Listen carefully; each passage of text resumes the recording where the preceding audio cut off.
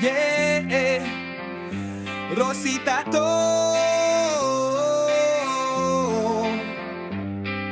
Respeto, tiwala, at sa Diyos sa itaas. Magtatato na walang tato.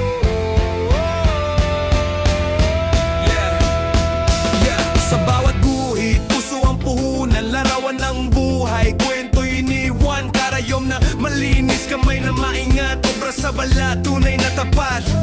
Tattoo at piercing, dito'y sigurado, art na malupit, walang kapantay bro, di lang sa ganda, pati sa respeto, dito sa Rosita.